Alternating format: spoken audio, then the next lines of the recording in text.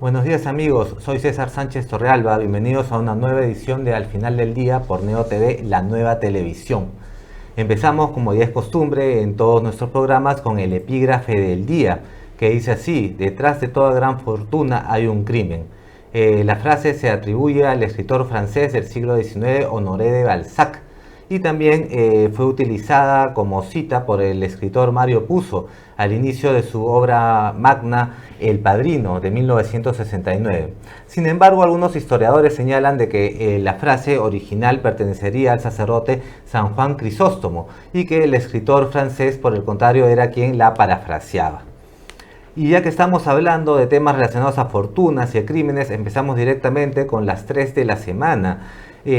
Primero con esta noticia que tiñe la coyuntura política de un tipo de argumento similar a una novela de intriga de Tom Clancy o de James Ellroy. Estamos hablando naturalmente del caso de la muerte del señor José Miguel Castro, aspirante a colaborador eficaz en el caso Lava Jato, quien se encontró degollado en el baño de su domicilio en Miraflores este fin de semana.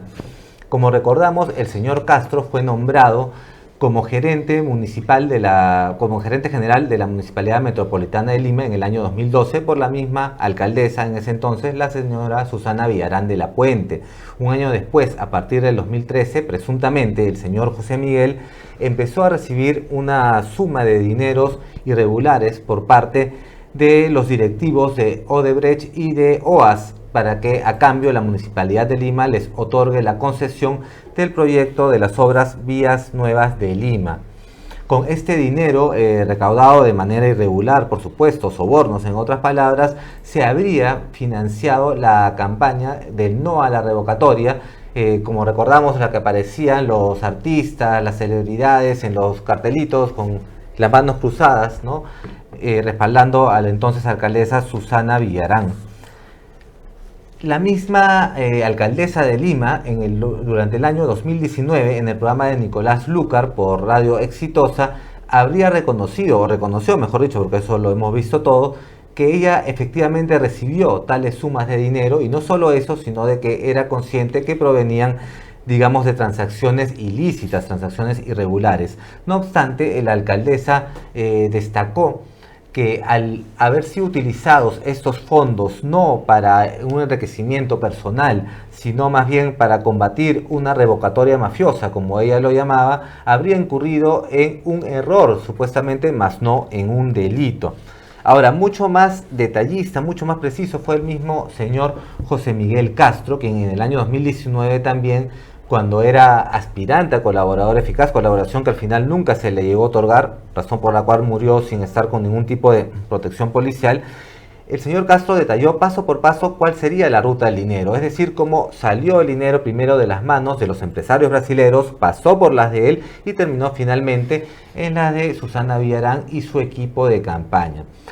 Asimismo, se reveló que los informes que el partido de Susana Villarán en aquel entonces remitió a la Jurado Nacional de Elecciones habían sido fraudulentos, a fin de que este organismo, esa entidad, naturalmente no se diese cuenta de las evidentes irregularidades que habían en torno a los aportes. Este juicio, la verdad, que por fin tiene fecha de inicio, viene prolongándose desde hace más de 6 años, más o menos 2019, 2018, antes de la pandemia, y se ha pactado que va a reanudarse, va a empezar de manera formal a partir de fines de septiembre de este año del 2025.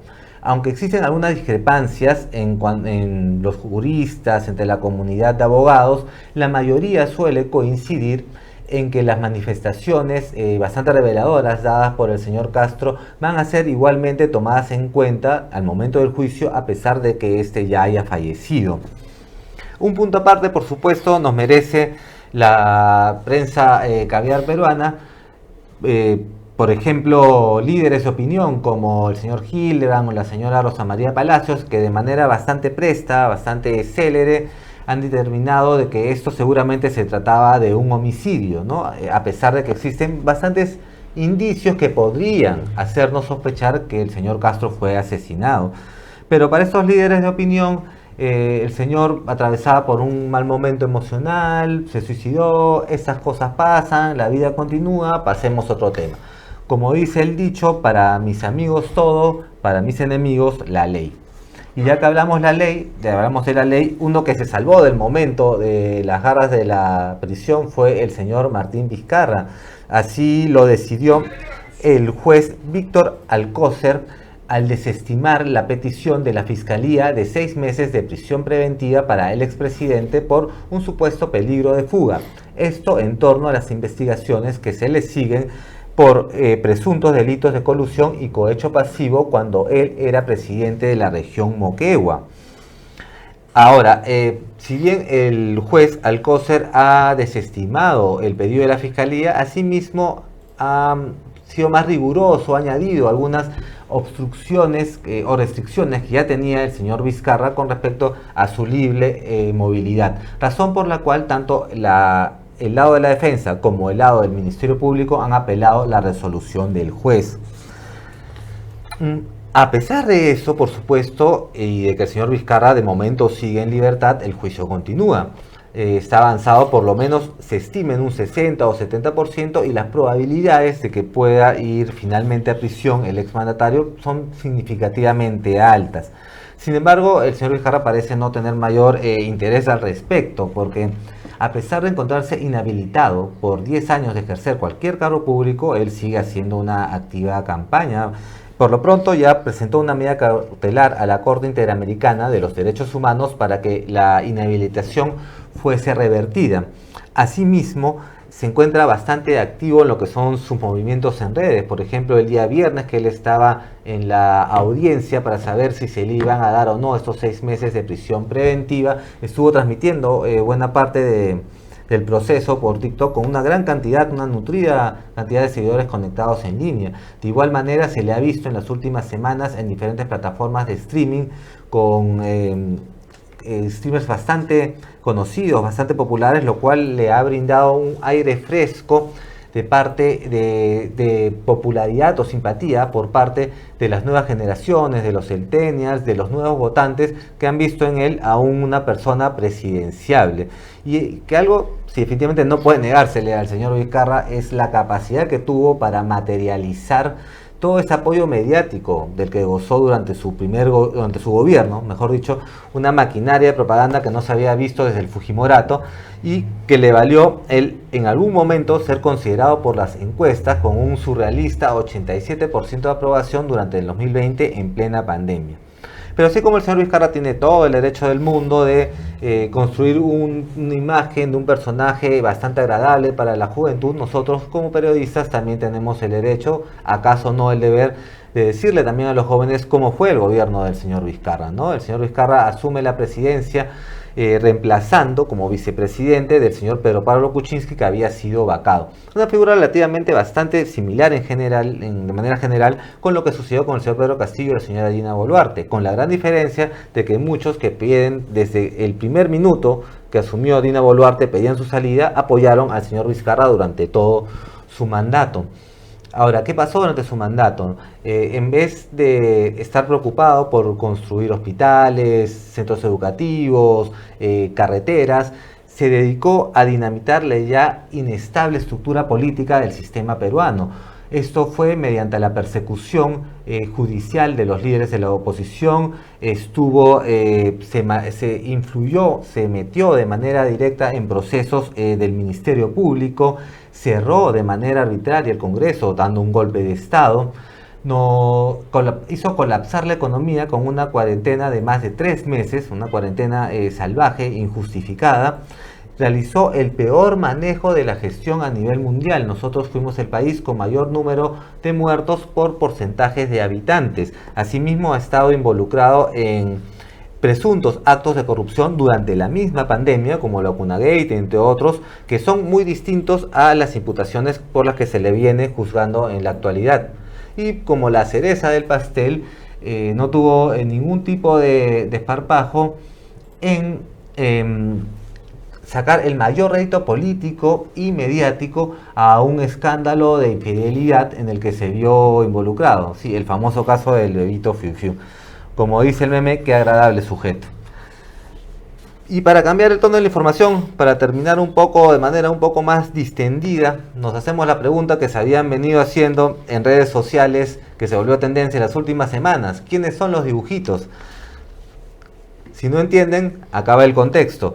Entre fines del mes de junio e inicios del mes de... fines del mes de mayo e inicios del mes de junio, el actual alcalde de Ate y streamer, conocido streamer, el señor Franco Vidal, tuvo una suerte de escaramuzas con figuras reconocidas de la televisión abierta, como por ejemplo la periodista Alexandra Holler de Panamericana, el señor René Gastelumendi de ATV o incluso el mismo periodista Fernando Díaz de Latina, si no me equivoco. Estos comunicadores no solo cuestionaron la misma gestión per se del alcalde, sino que pusieron en tela de juicio la posibilidad de que él estuviera usando fondos de la municipalidad, tanto económicos como el tiempo que él debería estar trabajando para realizar sus transmisiones por stream. Como respuesta a ello, estos periodistas denunciaron ellos mismos haber sido víctimas de una serie de acoso cibernético, tanto por sus redes sociales como también por sus canales de comunicación privados, como sus cuentas de sus números de WhatsApp, por ejemplo. El señor Gastelumendi textualmente llegó a decir de que era víctima de una yihad emprendida por las huestes del señor Franco Vidal, alcalde de Ate Bitarte. ¿Y estas huestes quiénes eran? Pues los dibujitos. ¿Quiénes son los dibujitos? Volvemos. Nos remontamos más o menos 10 años atrás, un poco más tal vez, cuando las plataformas de streaming aún eran relativamente marginales, tenían un número de alcance limitado y definitivamente no tenía esta capacidad de monetizar que lo hace tan atractiva como en la actualidad. Muchos de los seguidores de estas plataformas o comunidades de streaming usaban cuentas falsas con avatares que eran precisamente dibujitos, ¿no? Pueden ser de los Backyardigans, Bob el Constructor, personajes de los Simpsons, animes, etc. Pasó el tiempo y estos usuarios que tenían en esa época tales 15, 16, 17 años, ahora algunos de ellos tienen 25, 26, 27, 28 años y sus intereses en redes ya van más allá del jugar juegos en línea en una transmisión en vivo, y también afilan sus baterías, digámoslo así, en contra de determinados personajes públicos del medio local. Antes de los periodistas mencionados ya fue Magali Medina también quien señaló que había sido incluso amenazada de muerte, ¿no? Por los dibujitos, ¿no? Lo que no entendía es que más o menos la amenaza de muerte en este contexto se traduce por un acceso que aparentemente tienen ellos, o algunos de estos miembros de esta comunidad anónima y gigantesca, para, por ejemplo, entrar a la RENIEC y poder matarte en tu ficha de RENIEC, o cambiarte tu dirección y que tengas que ir a votar a un lugar muy lejano, o filtrar tus datos personales, cosa que ya ha sucedido. Así que, y bueno, eso no queda ahí. Para echarle más leña al fuego, el alcalde de Ate, el señor Franco Vidal, respondió por un stream también a los medios de comunicación, a los periodistas, quiénes eran los dibujitos, y dio una explicación muy similar a esta película del Club de la Pelea.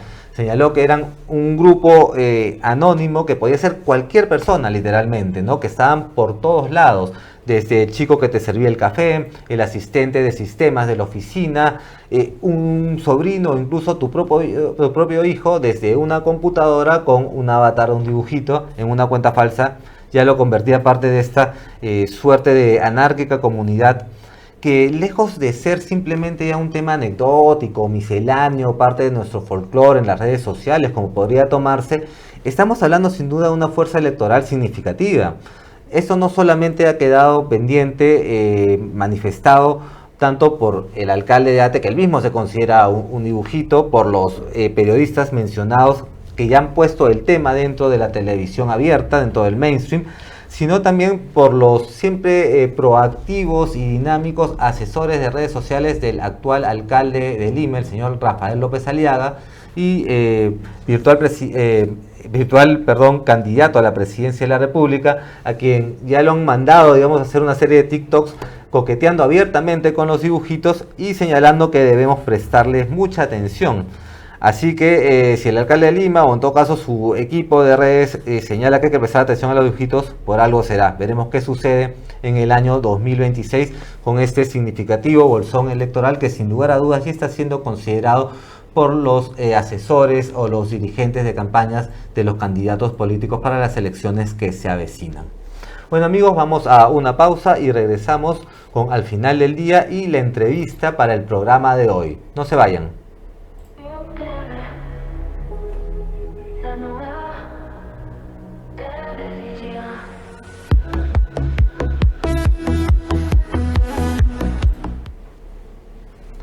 Hola amigos, bienvenidos a de vuelta con Al final del día por Neo TV, la nueva televisión.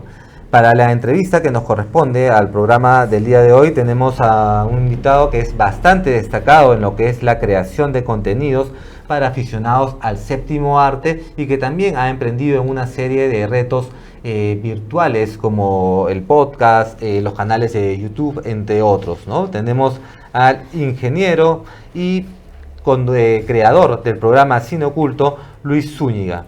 Luis, bienvenido a Neo TV. Muchas gracias por estar aquí. No, gracias a ti, César, por la invitación. Gracias.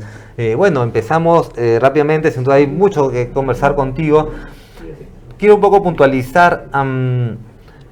Yo no soy en realidad un cinéfilo per se, pero porque quizá me falta un poco de flexibilidad para explorar diferentes géneros, ¿no? Y poder considerarme así. Sin embargo, el cine siempre ha sido parte de mi vida, no únicamente porque es un arte que disfruto mucho, sino también que como escritor fue una de mis primeras influencias, definitivamente. Entonces, por ejemplo, la primera novela que yo leí de manera completamente voluntaria, cuando tenía creo 8 años, es decir, que no me mandaron a leer en el colegio, ni estaba en un plan lector, ni nadie me dijo tienes que leerla, sino que yo la encontré, abrí las páginas y me enamoró desde un principio, se llamaba First Blood, o Primera Sangre de David Morer, que se tradujo por Oveja Negra al español como Acorralado, y luego llegó al cine como Rambo, ¿no? Esa taquillera franquicia que prácticamente todos conocemos, sin lugar a dudas. Hago un poco este preludio, un poco extenso, porque tengo entendido que tú también tienes un poco una anécdota relacionada a lo que son los doblajes de los títulos en cuanto a las películas, y que esto de alguna manera tiene que ver con la epifanía, por decirlo así, que te llevó a ti o que te inspiró, motivó a crear Cine Oculto. A ver si por favor nos puedes detallar un poco más cómo fue esa revelación, ese momento que te da origen a lo que es hoy Cine Oculto, ¿no? Sí, en realidad yo siempre he sido fanático del cine por mi familia, tengo un tío que siempre me inculcó ver películas desde muy niño, pero claro, eran películas que llegaban a un niño, ¿no? Yo no buscaba un poco más allá, todavía veía lo que estaba en la televisión o veía lo que me llevaban al cine a ver, ¿no? Ya más adelante sí pude elegir voluntariamente las películas que podía ver, y recuerdo que en una anécdota, asumo que te refieres a eso, una de las películas que me influenciaron para crear Cine Oculto, hubo una película que se llamaba Cita con el demonio, que se estrenó en cines, me invitaron a verla y yo realmente no tenía ganas de verla. Por el nombre yo pensaba, es una película de terror como las 500 películas que llegan al año, muy malas, que giran en los mismos temas. Posesiones. Sí, exactamente, claro, los mismos temas, ouijas y eso. No, el terror norteamericano casi no sale de ese recuadro. Correcto. Entonces cuando fui, pero me gané estas entradas, antes de crearse en Oculto, me gané estas entradas en un sorteo y dije, ok, son entradas gratis, voy a ver esta película. Y el resultado, y lo que vi era totalmente distinto a lo que yo pensaba, era otra cosa. O sea, Cita con el demonio era la traducción de The Lost Ones, que se trata de una joven que secuestra a un adolescente luego de que él rechaza su invitación para un baile. O sea, él la invita al baile de promoción, ella lo invita al baile de promoción, él le dice que no y ella lo secuestra y lo tortura por no haber aceptado. Entonces, ese era el demonio, ¿no? Entonces, y me di cuenta, entendí que si alguien no me decía específicamente de qué trataba la película, si no me la recomendaba, yo tal vez me lo hubiera perdido. Y mucha gente, tal vez, como en mi caso, al ver ese título también habrá pensado, es otra más de las películas de terror que llegan, no quiero verla. Entonces yo decidí ser el encargado de recomendar esas películas, ¿no? De decir, mira esta película porque yo la acabo de ver y no es lo que parece el título, es otra cosa, ¿no? Entonces, eso fue una de las tantas cosas, o la principal podría ser el último, como que la última gota para que me anime a crear cine oculto. ¿Crees que se pierde mucho con ese tema de los cambios de los títulos? Que realmente la gente deja de ver contenidos interesantes por ese detalle. Sí, detalle, o sea, entre comillas, ¿no? Sí, o sea, a veces sí, a veces no. No solamente en los títulos, también en los mismos diálogos. Hay carnecita, hay cosas muy, muy ricas que se pierden. Hay una escena muy famosa de Tuesday Afternoon, o Tarde de Perros, protagonizada por Al Pacino, y hay un diálogo, no voy a ser muy, muy, muy explícito en esto, pero hay un diálogo que en realidad él secuestra este banco para poder financiar el cambio de sexo de su pareja.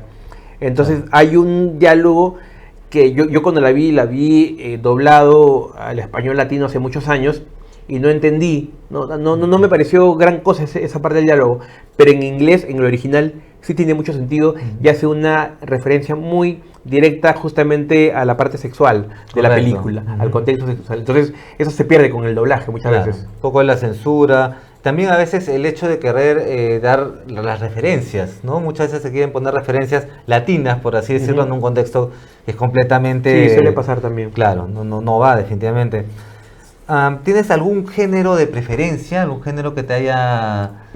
al que siempre vuelvas constantemente, o se puede decir que eres muy permeable en general? Me gusta mucho el cine negro, cine negro de los inicios, ¿no? O sea... de los años 30, 40, tal vez. Sí, el Comaltés, ¿no? Billy Wilder, todo ese tipo de cine negro. No recurro tanto a él porque ya he visto muchas, entonces recurro a películas antiguas, no es algo que nuevamente llega, ¿no? Entonces es un género como que ya se apagó, ahora está el neo-noir, que es tipo, o sea, ya más actualizado estos temas, pero sí, de vez en cuando trato de ver alguna película de esos tiempos, de las que me faltan, porque en realidad he visto muchas. Uno de los temas o talleres que quisiera editar más adelante justamente sobre el cine negro, pero lo que me gusta mucho es el cine asiático. Entonces, sobre todo el terror, los thrillers asiáticos me gustan mucho. Mi cineasta favorito, mi director favorito es Akira Kurosawa. Entonces me gusta mucho todo lo que llega de Asia, ¿no? Ya, perfecto. En cuanto a lo que se refiere, digamos, influencias, ¿no? Por ejemplo, yo soy de la generación que creció viendo Sin Escape, creció viendo El Placer de los Ojos, y no solo Sin Escape el programa de televisión, sino no sé si recordarás, también había un programa de radio que salía creo que por Estéreo 100, quizás un poco antiguo, y que era conocido también por Brunito Pinasco, y además de dar muy buenos tips, referencias, datos en torno al cine, colocaba soundtracks, ¿no? Yeah. Entonces, y era mucho de soundtracks también de la época, efectivamente de la época dorada del cine negro, con jazz, big bands. Claro. Yo estaba feliz escuchándolo, ¿no? Mi pregunta es si tú tienes también alguna influencia de críticos acá en el Perú, o en todo caso internacionales, que te han ayudado más o menos a moldear, o no. En realidad, igual, como muchos, crecí viendo Sin Escape, ¿no? Y uno cree que en realidad eso es todo el cine que hay, ¿no? Y está bien, muchos hemos crecido con eso, ¿no? Muchos, es como la música, ¿no? Uno crece escuchando lo que a veces lo que los padres escuchan, ¿no? Claro. Piensa que los Beatles es todo, ¿no? O Pink Floyd, pero luego te das cuenta que hay otras cosas más. Lo estándar, ¿no? Exactamente, sí. Entonces, y no está mal, ¿no? Pero te das cuenta que más adelante ya es lo más comercial, entonces hay el cine de culto que a veces no llega a las pantallas, entonces sí, pero de hecho crecí con Bruno, luego El Placer de los Ojos, ¿no? Aprendes un poco más, te das cuenta que hay más cine más allá, ¿no? También hay un español, por ejemplo, que hay programas de cine en varios países, ¿no? Que son más especializados y sí, o sea, hay de todo en realidad.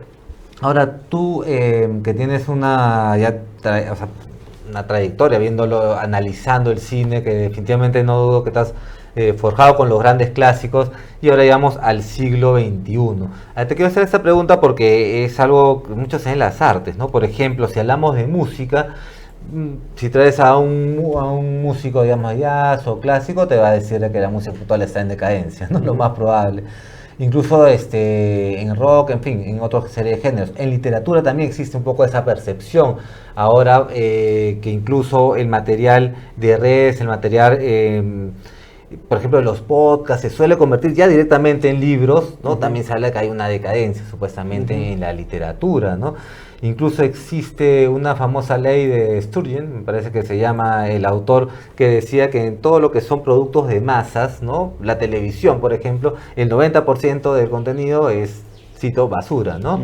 O de pésima calidad, como queramos decirlo. ¿Tú sientes que también el cine actual también atraviesa por un periodo de decadencia, igual que podríamos decirlo, como te digo, en la música, en la literatura, o es otro análisis el que tú tienes? Creo que pasa igual que en otras artes, ¿no? Ahora, como es tan fácil hacer cine o hacer música, bueno, fácil entre comillas, porque ahora puedes hacer cine con un celular, o puedes hacer, agarras una cámara y ya grabas. Entonces, esa facilidad de hacer contenido, no solo, igual, ¿no? En la música, uno puede agarrar una guitarra y escribir algo y ves, no sé, ves a Bad Bunny haciendo música. Entonces, es entre comillas fácil, ¿no? Y a cualquiera le pueden llamar música, a cualquiera le llamas película. Yo he visto películas terribles, mal editadas, mal escritas, mal dirigidas, pero lamentablemente es una película.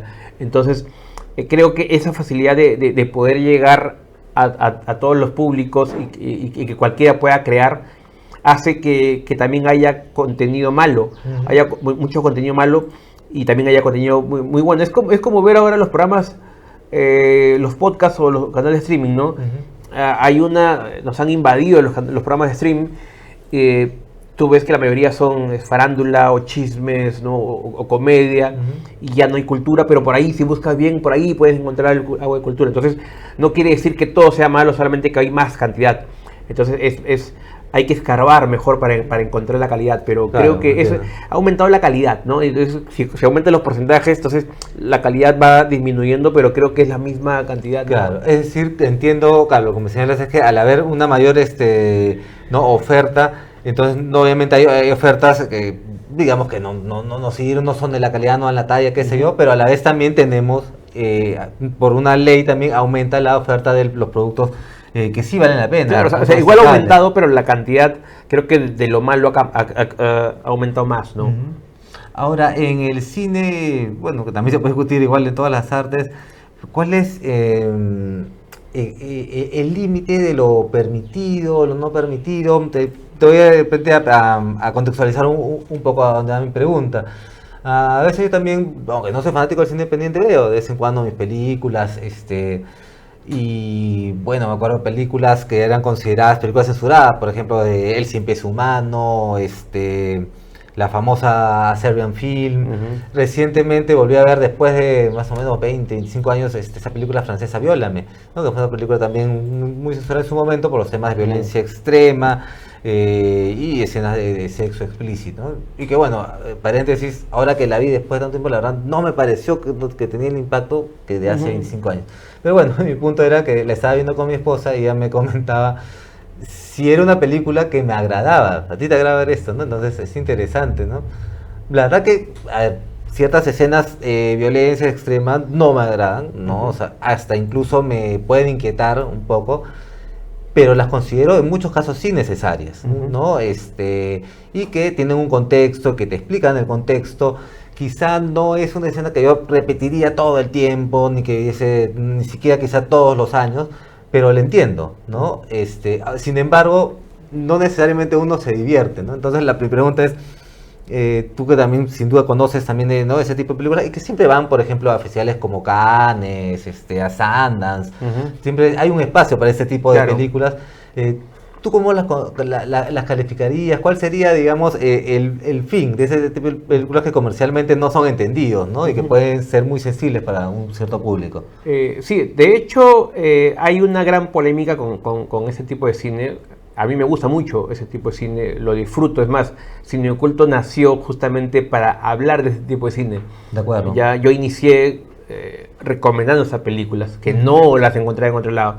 Y mucha gente siempre me decía, oye, ¿de verdad te gusta eso? Esa película, cine para psicópatas, ¿no? Estás mal de la cabeza. Si te gusta eso, estás mal de la cabeza. Si disfrutas viendo eso, estás mal de la cabeza. Como si uno lo avalara, ¿no? Claro. Entonces, no, o por ejemplo, cosas como que ese tipo de cine solamente lo ve, ¿no?, los asesinos o gente que está mal de la cabeza. Y no necesariamente. Entonces, el ser humano necesita emociones. ¿Ya? Entonces, hay cosas que te pueden mover, impactar, pero no es que yo apruebe lo que esté a favor de un asesino. Solamente a veces uno necesita conocer un poco la maldad del mundo, ¿no? O conocer un poco de crítica social, y esas películas te lo dan.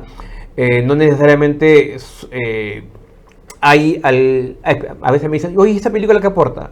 El cine no necesariamente debe aportar algo. Entonces, una comedia no te aporta nada, no te hace mejor persona, ¿no? Correcto. O sea, hay gente que cree que el cine debe renovarte, debe hacerte mejor persona y cambiarte la mentalidad. No necesariamente. Tú puedes ver una película como El Cien Pies Humano, disfrutarla, reírte un rato, pasarla bien y listo, y no te aportó nada. Y claro, te asquea, te mueve un poco, te impacta y listo, y ahí queda. O sea, no necesariamente debe aportarte en algo. Y el cine siempre ha sido así. Ha habido muchas comedias en el mundo que no aportan absolutamente nada. Claro, puede tener algo de crítica social y todo eso, ¿no? O también muy rebuscado, buscarlo, y ¿por qué es buena esta película? Pero para mí el cine es una expresión. Entonces, tú puedes hacer, claro, me gusta mucho el gore, por ejemplo, pero me gusta esos temas sangrientos, pero con un motivo, con un contexto, con una historia, no simplemente la sangre por sangre, ¿no? Entonces, Claro.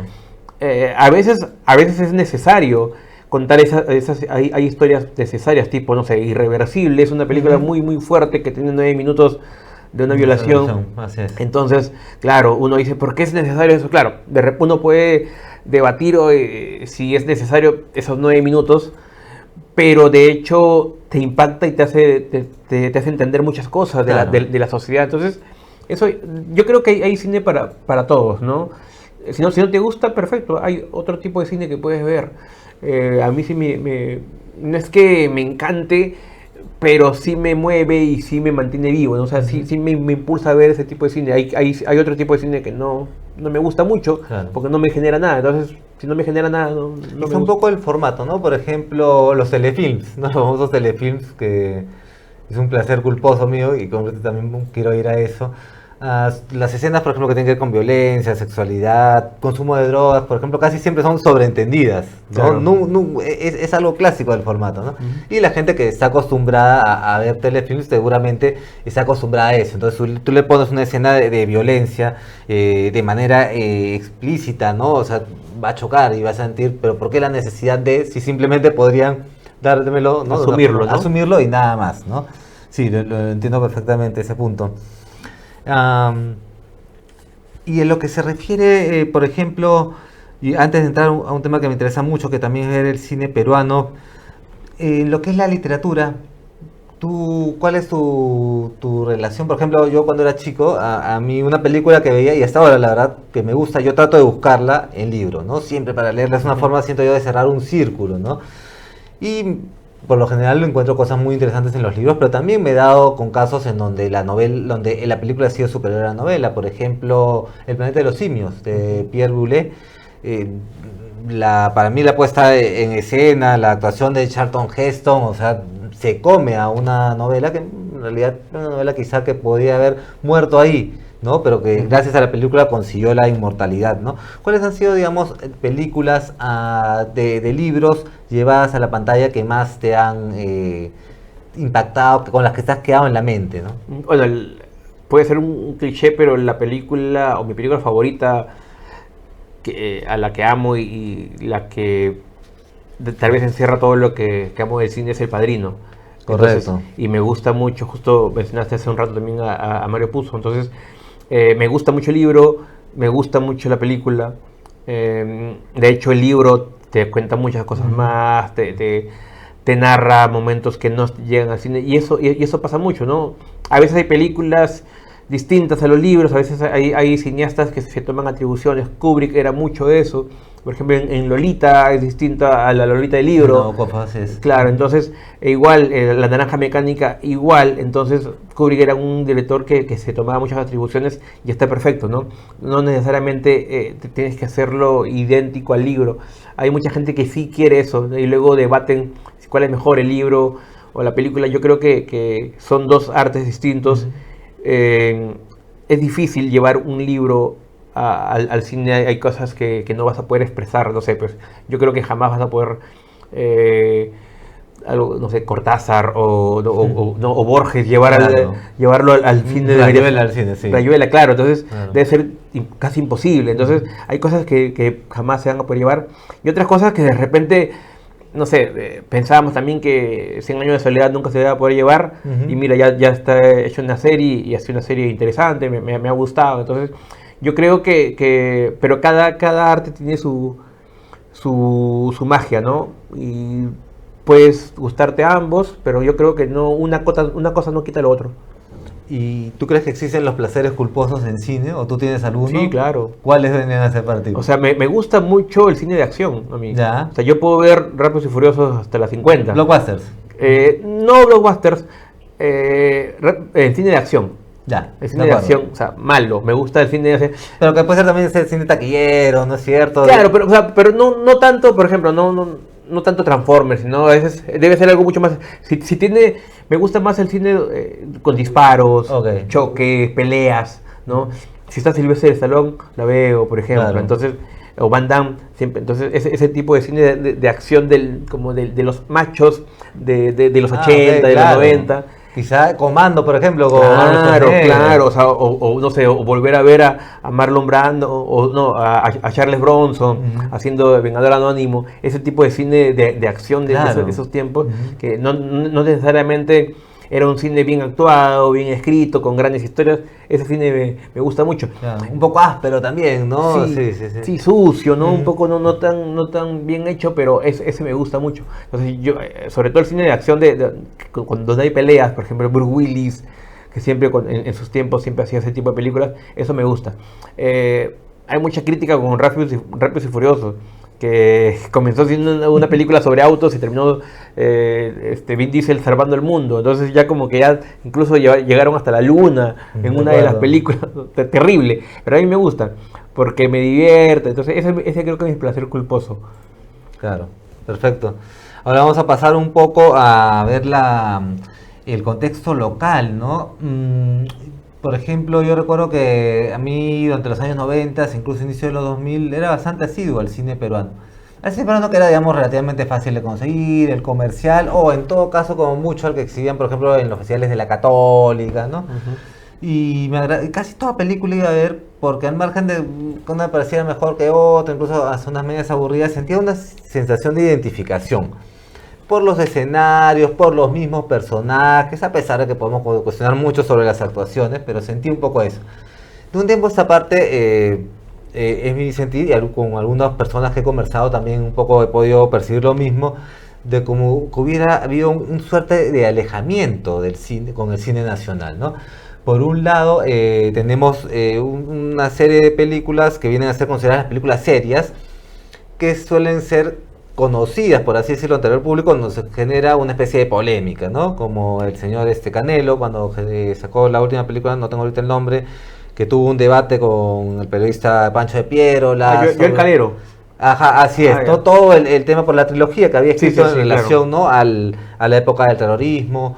Y ahí es cuando se generan toda una serie de polémicas, de controversias, que finalmente ayuda a la exposición de la película, ¿no? Y por otro lado también una serie de comedias que no recuerdo en qué momento se convirtieron en una producción bastante continua, bastante seguida, ¿no? Yo me acuerdo que en los 90s las comedias peruanas eran unas a las 500 comercialmente hablando, ¿no? Claro. Ahora son las que más se ven, las que más uno tiene conocimiento, precisamente por la maquinaria publicitaria, el alcance que tienen las productoras, los actores, en fin, ¿no?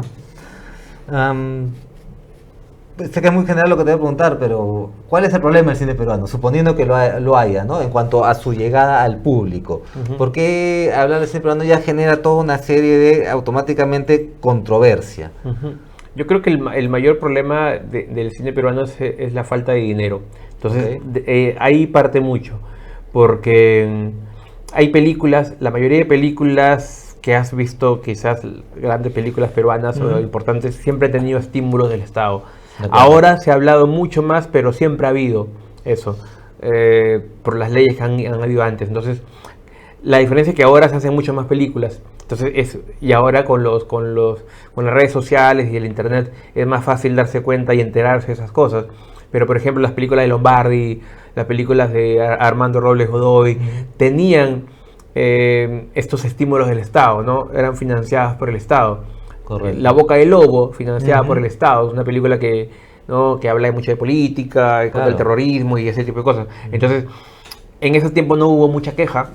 Nadie hablaba de, oye, pues no hagas esas películas con mi dinero. Ahora sí, pero el problema va un poco más allá, ¿no? Porque recuerdo que hace un tiempo hubo una polémica con una actriz que postuló, Mayra Couto, Ya. que postuló para un piloto y ganó el estímulo del Estado, que era algo como que el título de su programa, de su película era La Munda. O sea, en vez de decir mundo, le llamaba La Munda. Entonces, El lenguaje inclusivo. Ok. claro, entonces hay mucha gente, ay, ¿por qué vas a hacer esa película con mi dinero? Entonces, y no se dan cuenta que hay muchas películas que ya se han hecho con el dinero del Estado. Correcto. Y es dinero que no le quitaba a otra, bueno, no quiero meterme en temas muy políticos, pero que mucha gente decía, oye, ese dinero puede servir para financiar hospitales. No, pero es que el Ministerio de Salud tiene su... Entiendo, claro. Este es el Ministerio de Cultura, Así o sea, es. esto no tiene nada que ver, hay gente que no entendía. Entonces, prácticamente era porque no querían que con su dinero hagan eso. Pero hay otras películas que sí se hacen. Y el Estado en todos los países del mundo siempre ha financiado la cultura, ¿no? O sea, tú vas a Argentina, Chile, incluso Estados Unidos, el Estado financia películas, apoya. En realidad no es un financiamiento como tal, no es un estímulo, es una propina que le da. O sea, a veces es un dinero que no sirve para nada, o sea, es poquísimo. Claro, hay películas que son mucho más pequeñas que sí les sirven mucho, pero hay películas, producciones muy grandes. Pero bueno, quiero regresar al tema. Entonces, parte todo por el dinero. Como hay tan poco dinero, tú prefieres que ese dinero se lo den a una película que sí te gusta.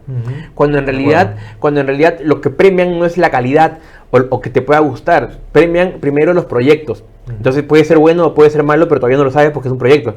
Perdón. Lo de Mayra Couto, tú no sabías si de repente resultaba siendo una obra maestra. Pero criticaron por el título y no dejaron que sea. Es más, ella creo que luego se lo quitaron o ella regresó el dinero, no sé muy bien cómo terminó eso, pero no se hizo. Entonces, ese es el problema. Entonces, el Estado premia esto, ¿no? Y creo que las críticas comienzan ahí. Luego luego el dinero, vamos a la falta de una ley de cine. Entonces, como hay menos cine peruano en los cines, hay una cuota de pantalla muy pequeña, y si vamos al cine y ves en 10 salas una película de Tondero, ves a Sumario, ves Locos de Amor, entonces la gente comienza a criticar. Entonces ya es otro problema, ¿no? Es la falta de una ley de cine. En Argentina, por ejemplo, sí tienen una ley en la que los cines están como que obligados, entre comillas, a proyectar cine peruano. Acá no, porque acá, y está bien, o sea, los cines son empresas. Si es una película que no le suma, no le genera taquilla, ellos están en todo el derecho de no ponerlas, porque claro, o sea, no existe el apoyo, es una empresa, ¿no? Entonces, y hay gente que no le entiende y, por ejemplo, chanca mucho estas películas que, claro, no aportan mucho a la calidad del cine, pero tienen derecho a existir. Que exista una película de Tondero, o que se haga otra película de Locos de Amor, no le quita a otra película independiente. Claro. Este clásico ya suena un poco algo medio un chiste, ¿no? La opinión que siempre tiene el peruano de demandar cultura. Y cuando llega la cultura no la ven, ¿no? Claro. Es algo típico. Sacas, por ejemplo, un programa como un reality como Esa Guerra y todo el mundo salta y de pronto todo el mundo quiere material de calidad, algo que no embrutezca, pero cuando sale, por ejemplo, en Canal 7, no lo ven, ¿no? Y sí, hay una costumbre muy fuerte al tema de la crítica. Ahora, algo que bueno, sostienen algunos que son los más escépticos con respecto al financiamiento, ¿no? de parte del Estado con el cine, es que, por ejemplo, dicen, ya, en Argentina se financia el cine, pero es el cine de Argentina, ¿no? O sea, Darín, en fin, de menos producciones, Claro. ¿no? Que prácticamente todos coinciden que son grandes películas. En Estados Unidos también, posible en Europa, ¿no? Ujú. Y la comparación que se hace es que acá básicamente el ambiente estaría formado no necesariamente por una suerte de artistas, actores, directores en base a la meritocracia, sino quizá a una posición ideológica, lo cual obviamente es bastante subjetivo, yo lo sé, ¿no? O sea, ¿dónde puedo decir dónde está la línea, ¿no? Pero eso generalmente es algo que, por ejemplo, se tomó en mención ahora con respecto a la protesta que hubo de los actores por el tema de las regalías, ¿no? Contra el Congreso. No necesariamente porque estuviera mal su demanda, sino porque decían que eran los mismos de siempre, ¿no? Que todo lo reciben del Estado, ¿no? Pero efectivamente, por lo que entiendo, que me dices, y tú también lo he escuchado de parte de otras personas allegadas a la industria, y prácticamente si quitas eso, entonces ya no habría industria cinematográfica. Sí, ¿no? o sea, claro, o sea, de hecho, hay muchas producciones, hay muchas películas. El año pasado se han estrenado más de 80 películas peruanas, pero claro, hay películas limeñas y hay películas que se hacen dentro del Perú, ¿no? Que se le llama cine regional.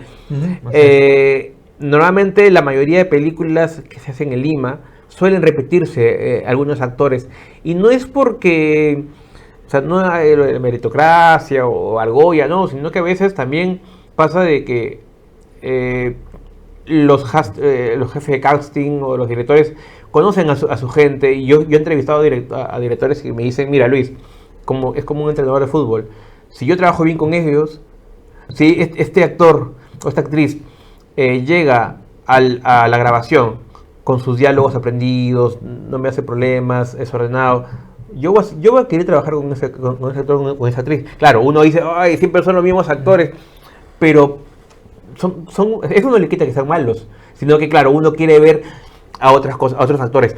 Y sé que también hay muchos actores que son actores de teatro, no son tan populares y son muy buenos también.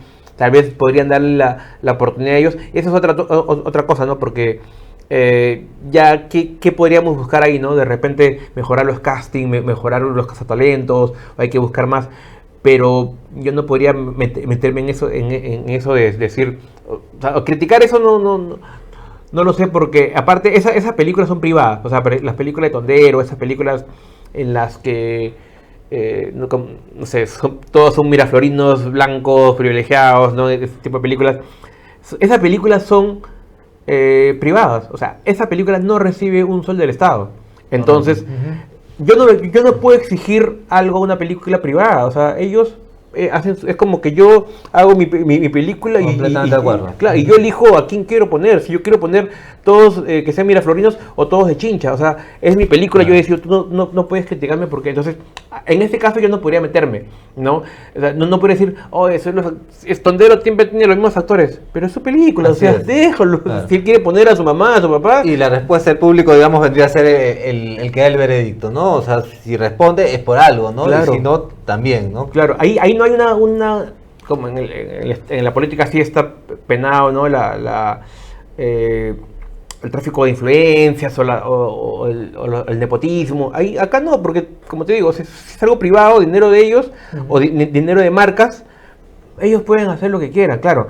Necesitamos un poco más de producciones, tal vez, y que haya más actores, pero si tú ves no sé, Wes Anderson repite actores, Paul Thomas Anderson, hasta Scorsese repite actores, y uno dice, oye, Scorsese, dale la oportunidad a otra persona, pero yo quiero a DiCaprio y a De Niro. Claro, como actores fetiches que claro, le llaman, entonces ¿no? acá también pasa lo mismo. Entonces ya a veces buscamos como que la sin razón, queremos joder por joder, ¿no? O sea, el problema creo que ya es otro, ¿no? Porque yo creo que falta más producción, aunque tenemos 80 películas el año pasado, es muy poco igual. Necesitamos, pero claro, si vamos por la calidad, también es que no tenemos escuelas de cine acá en Perú, no tenemos, y eso sí, yo creo que el Estado sí debería financiar eso, ¿no? La creación de una cinemateca, por ejemplo, que pueda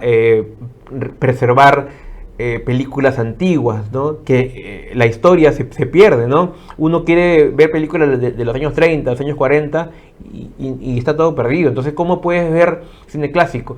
En Estados Unidos uno puede ver películas de la época de Casablanca, ¿no? O Chaplin, pero acá no. Entonces, yo creo que eso sí debería estar incluido en una ley de cine, ¿no? Porque si preservas eso, puedes aprender también de las cosas que se hicieron bien antes. Y eso podría tal vez ayudar a una mayor visibilización. A lo que me refiero, por ejemplo, hace ya varios años, me acuerdo, nunca me voy a olvidar, tenía que hacer hora, estaba por la avenida Brasil, no me acuerdo, que había estos famosos cines Star. Y yo dije, bueno, quería ir al cine y quería ver una película peruana que se llamaba El último verano, me parece, Ya. con Domingo Arrué, una película bien interesante, un drama.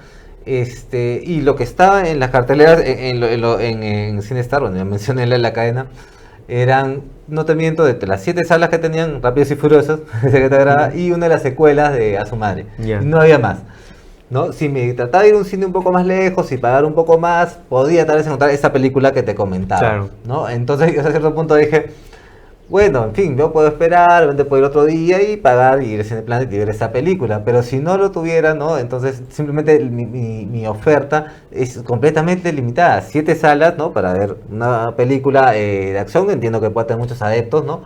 Pero que a la vez es muy centrada, muy específica. Una secuela era, no sé si era número 6, número 7, ¿no? Y otra secuela de A su madre. Tú me comentabas también, por ejemplo, cuando hablábamos por interno, ¿no? Sobre unas películas locales que no tienen, la verdad, mucha difusión, aunque puedan llegar al cine comercial eventualmente, también se dan mucho tiempo. No sé, hay películas también norteamericanas nominadas al Oscar, pero como no son comerciales, tienes una semana para verlas. Claro. Vas a la semana siguiente y ya no la encuentras en ningún lado, ¿no? Sí.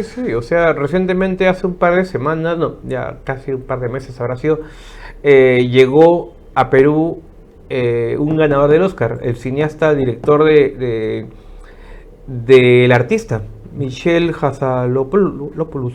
Yo lo entrevisté, justo puedo conversar con él, y estrenada su nueva película, es una película animada, muy interesante, sobre abordar el tema del holocausto, muy interesante. Igual, ¿no? O sea, estuvo una semana en cartelera. Porque es una película animada que no es común, ¿no? Uno quiere, si ve cine animado, piensa que va a haber algo de Disney, ¿no? O superhéroes, ¿no? Era una película un poco más compleja, no para niños. Entonces, a pesar de que es del ganador de un Oscar, la gente no la veía. O sea, sí, algunas, claro, las personas que saben un poco de cine, ¿no? Que tienen más cultura cinematográfica, la vieron, pero no pasó mucho tiempo. Y si eso le pasa a una película del ganador de un Oscar, imagínate películas ¿no? que cine incipiente, de creadores nuevos, ¿no? Óperas primas. Es muy complicado. Ahorita se acaba de estrenar una película que ya está por salir, o ya salió de cartelera, que es Cuadrilátero, de Daniel Rodríguez Risco. Y solo queda un horario en Cineplanet, ¿no? En Alcázar, creo que estaba en las noches, ¿no? A las 3 de la tarde. A las 3 de la tarde, sí. No, si fuera en la noche, perfecto, pero en la noche no la ponen. La ponen a las 3 de la tarde.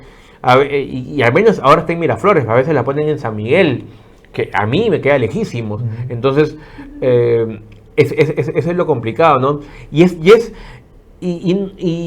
veces es por el mismo cine, porque, y yo estoy seguro, y lo sé, que si, por ejemplo, esa sala a las 3 de la tarde, como ha pasado, le va bien, le pueden mover, porque creo que estaba a las 3, ahora la han movido a las 5.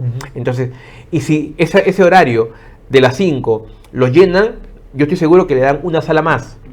Y así ha pasado muchas veces. Hemos tenido el documental, hubo un documental peruano hace poco, o también pasó con Muñaypacha, esa película que a veces no tienen tanta difusión, pero el boca a boca suma, ¿no?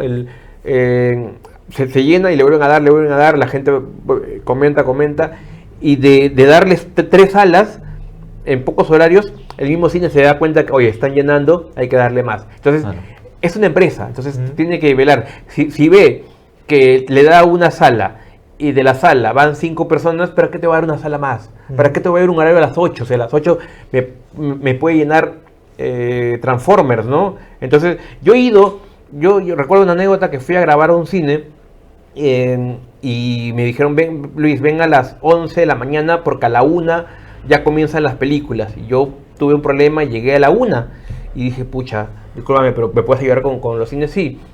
Entra a este cine de acá porque no hay... ya comenzó la película, pero no hay nadie. Entré en una película francesa sobre un pingüino y estaba vacía y pude grabar, felizmente. Pero estaba vacía la sala. Entonces te das cuenta que esa película francesa, que encima era de Jean Reno, un actor conocido, no jaló nada y a la semana la sacaron. Entonces, si una película extranjera no jala, imagínate una peruana. Claro. Ahora, entiendo un poco para ir cerrando el tema, al margen toda la controversia que pueda haber, no tanto del cine comercial, que tiene un montón de haters, como también del cine, digamos, con temas políticos, incluso quizás hasta cines con esta perspectiva más independiente, que también se suele ser considerada como snob, ¿no? Acá hay haters para todos los gustos, definitivamente. ¿Consideras que sí es una buena noticia que finalmente se haga cine, ¿no es cierto? O sea, sea un cine comercial, por ejemplo, la controversia que se ganó en torno a Loco de Amor, Mi Primer Amor, ¿no? Sí, un poco me confundió el título. Pero claro, que existe esa propuesta, que también existe la propuesta, por ejemplo, la película que nos habla sobre la guerra al terrorismo, por más que tenga una postura polémica, ¿no? O sea, poder verla, poder apreciar el cine independiente, o sea, que se produzca, ¿no? Dicho de otra manera, si finalmente, un poco lo que tú decías, ¿no? Ese apoyo tampoco no es que vaya otra persona, es como la gente cuando suele decir, pero el congresista, en vez de ganar 15.000 soles, debería ganar, no sé, la mitad y la otra mitad dársela a los niños pobres. Pues no funciona así, claro, no funciona, no es así, ¿no? Entonces, claro, o sea, valoras eso. Sí, o sea, de hecho está bien que se visibilice algunas cosas, ¿no? Antes no había tanto cine regional, hoy día sí hay bastante. Regreso a lo que hablaste de Joel Calero con estas películas que por ahí le llamaron películas terrucas, porque hablaba de temas, pero son temas que existían, son temas reales, son historias reales. Entonces es como que prohibir que se hagan películas sobre Hitler. Entonces hay una película que se llama La Caída sobre Hitler que es buenísima. Entonces evitar que se cuente la historia, así sea difícil de ver, va contra la cultura. Incluso teniendo un sesgo, ¿no? Porque, digámoslo, o sea, a ver, yo también escribo, o sea, el sesgo existe. Claro, ¿no? O sea, claro. Incluso teniendo un sesgo, o sea... Sí, o sea, la cosa es... y hay películas para todos. También hace un tiempo se estrenó una película que era por el otro lado, ¿no? Que hablaba, no sé, justo hablaba en contra de Castillo, con una bomba que iba a poner en... cosas así. Entonces, que sea mala o buena, esa es otra cosa, ¿no? O sea, encima era una película independiente. Entonces, si alguien quiere verla, que la vea. Hace poco también se estrenó una película hecha por Luis Llosa, Tatuajes en la Memoria. Era una película sobre un joven, que era una historia real, que fue secuestrado por terroristas y luego se volvió militar. De acuerdo. Entonces, la película contaba ambas partes de la historia, porque fue guerrillero, porque fue obligado a ser guerrillero, a ser terrorista, y luego se volvió militar, o al revés, no recuerdo. Y la película contaba ambas cosas. La película era mala, dirigida por Luis Llosa, pero la película era mala. Pero la intención de la historia me pareció interesante, sobre todo porque era basada en hechos reales. Que tú no coincidas con las ideas que te pinten es otra cosa, al final es ficción, ¿no? Yo he visto películas distintas a lo que yo opino, igual las veo. Es como, hay películas de los años 30 hechas en Alemania que son muy racistas,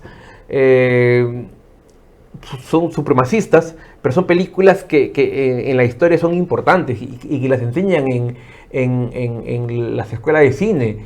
Entonces, no quiere decir que al verla esa tú vas a estar, no, te vas a volver un Hitler, no, pero es historia, o sea, no puedes negar la historia.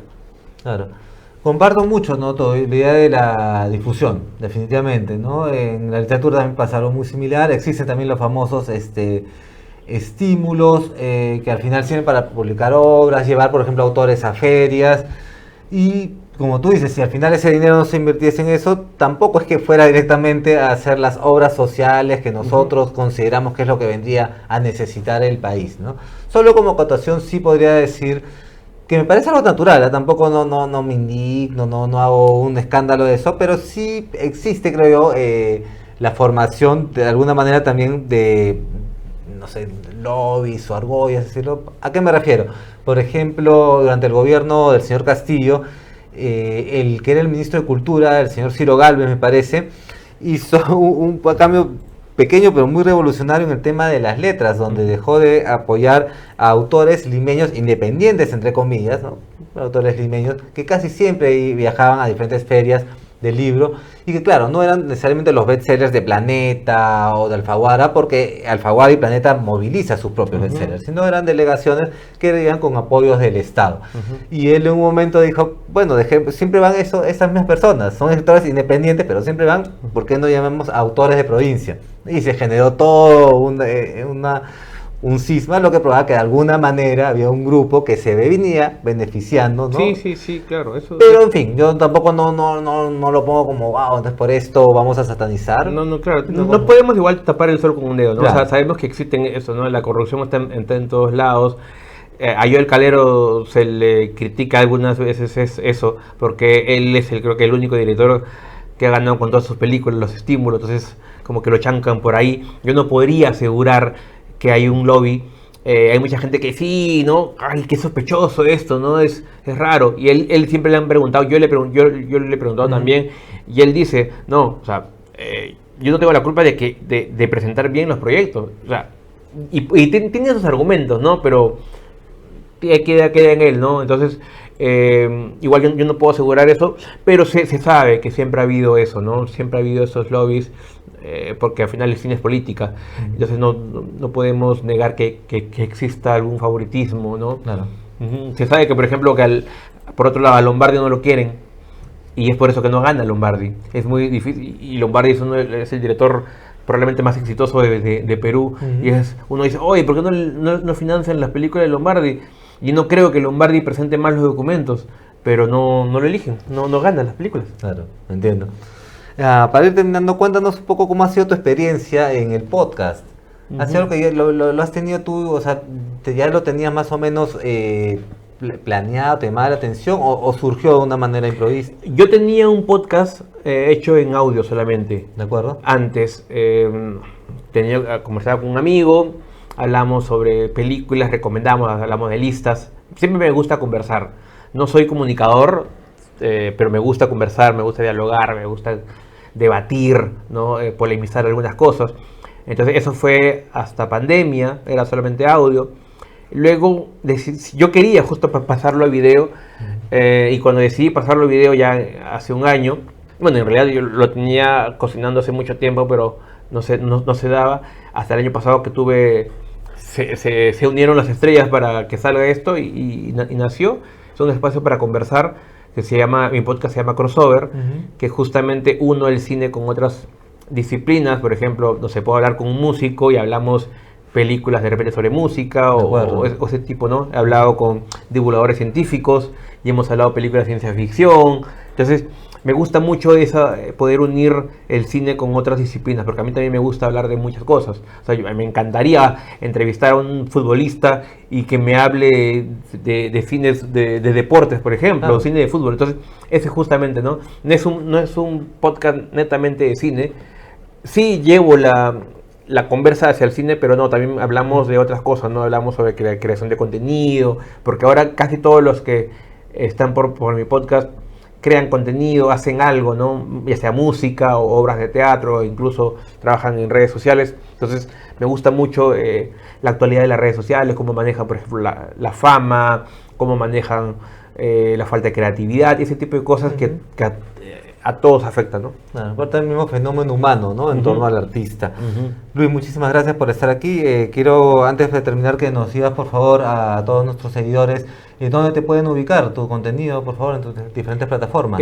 Sí, en Instagram me encuentran como Cine Oculto Oficial, @Cine Oculto Oficial, es un logo amarillo, ahí estoy yo cargando un círculo. Ahí estoy en Instagram, que es la cuenta en la que más estoy activa. Si quieren ver el podcast, está en YouTube. Ahí me encuentra como Cine Oculto, @Cine Oculto. Y igual, ahí estoy. Cualquier cosa, cualquier consulta, cualquier solicitud de recomendaciones de películas, respondo todo. O sea, siempre estoy atento a mis redes, cuido mucho mi comunidad, entonces siempre estoy ahí constantemente atendiendo a cualquier cosa. Muchísimas gracias, Luis. A ti Esperamos por- tenerte de nuevo acá No, en a los ti, estudios. gracias por la invitación y cuando gustes. Gracias. Amigos, esto fue todo en la edición de hoy de Al Final del Día. Esperamos contar con ustedes la próxima semana y no se olviden, quédense con nosotros al final del día por Neo TV, la nueva televisión. Muchas gracias. La nueva